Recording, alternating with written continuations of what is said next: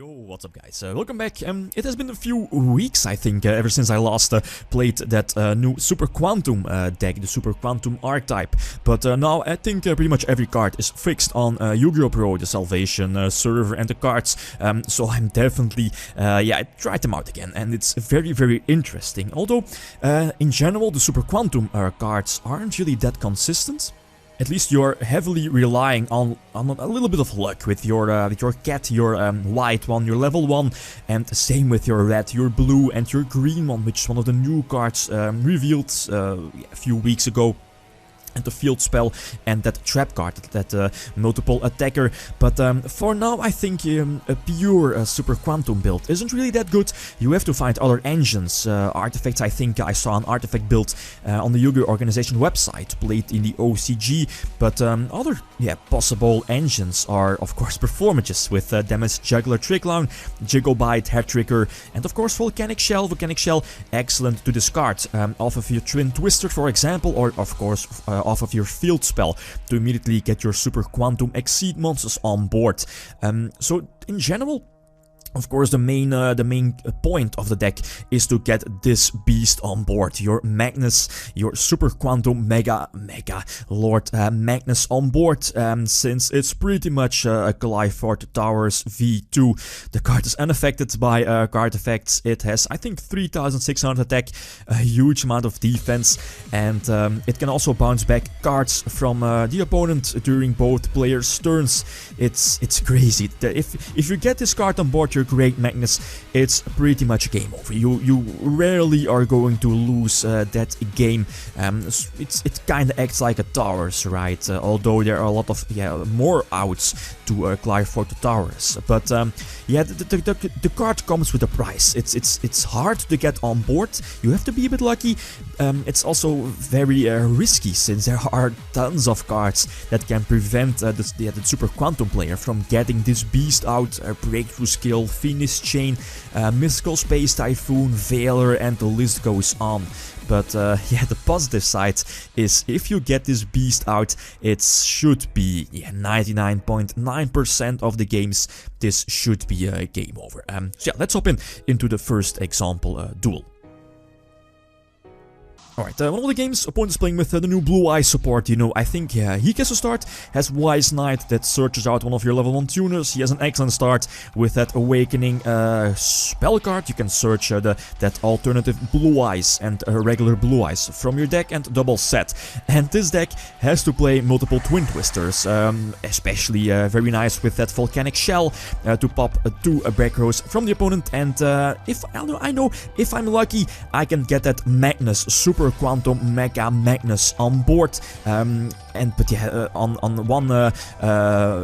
one thing that he does not has to pick that red guy, and he doesn't. I think that the green one was picked, so thanks to the field spell and thanks to Volcanic Shell, I can get those 3 Super Quantum Exceeds on board. So send the field spell from my field to the grave to special summon that Great Magnus on board with, I think, 6 or 7 materials, so it's unaffected by card effects. It has 3600 attack.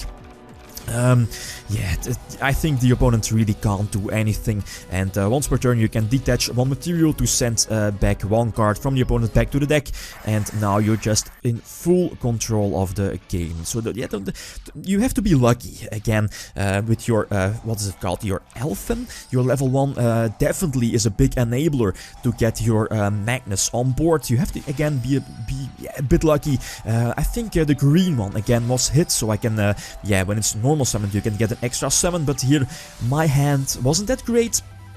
And I think my only option here was to special summon the Blue Exceed and the Green Exceed. The Green Exceed can put 1 monster from the opponent into face down defense position if you detach 1 card.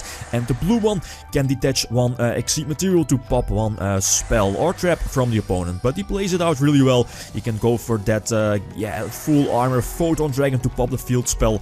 And that Dark Matter Dragon setting up this grave, and I think I just had to banish the 3 shells, since those cards I didn't really want to top deck here. I think my only option here was to first get green on board and then use emergency teleport. Yeah, green of course with Northern, then use emergency teleport to get blue on board, try to use the effect depending and yeah, act accordingly depending on his back row, but he reveals a notice and that should be pretty much a game over. I can put his Galaxy Eyes Dark Matter Dragon face down to just attack over it with your green Super Quantum Exceed. But yeah, I can't really do anything. The regular Blue Eyes and Blue Eyes alternative should be enough. Damage Juggler does protect my life points here, but it's not going to matter. He makes a good move. He goes for that White Spirit Dragon. Yeah, that Blue Eyes Spirit Dragon that can negate any grave effect like Juggler. And there is the Azure Eyes to protect his monsters, including during my turn, bar of course his White Spirit, but White Spirit can banish that trap card. So yeah, again, you have to be a bit lucky and rely on the opponent not having any kind of back row or hand traps, for example. But that's one of the reasons why this deck, I think I play triple Twin Twister in the main deck. Card is just too good. Again, that first turn Alpha, again a bit lucky. I think my opponent randomly picked the red guy, and thanks to emergency teleport, get that blue one on board. Blue searches out the field spell, and yeah, again, I do end up with 0 cards in my hand, but I think it's worth it to get your great Magnus on board. Pretty much unaffected by Raigeki, and on top of that, my opponent cannot add cards. I think if your great Magnus has 5 or more Exceed materials, your opponent cannot add cards from his deck to his hand. So he wasn't able to activate that Awakening Dragon spell card. And again, against pretty much every deck, this should be a game over. Last tool. I again get to start, again a bit lucky, so why not, thanks to the Performages engine. Again, Juggler into Feral Imps searches out Gigobite. Running the Performages here with Gigobite does extend your plays, opens up more plays in general. Again, those rank 4 exceeds, and on top of that, it's just better to keep a card advantage, since you know the field spell, discard 1 card. It can be heavy, that minus, yeah, quote unquote, minus 1. So again, that first turn, Super Quantum Great Magnus on board, and once per turn during both players' turns, I can detach 1 card, detach a Tricklown here. Tricklown special summons itself, just opening up more rank 4 exceed plays, and now the field is clear, so I can just attack for games. So in general, currently, with the current support, Super Quantum is not a tier 1 deck, it's not a top tier deck.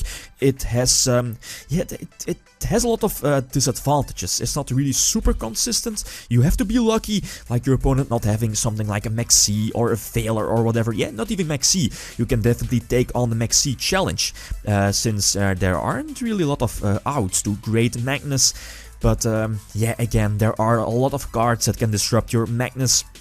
Or at least, yeah, you going into Magnus. So, for me, it's definitely one of the more fun decks, yeah, today to play test with. So, guys, yeah, feel free to leave your suggestions, opinions, card choices that I should test out down below. Thanks for watching, and feel free to leave a comment or a like if you enjoyed the video. Lithium signing out. Peace.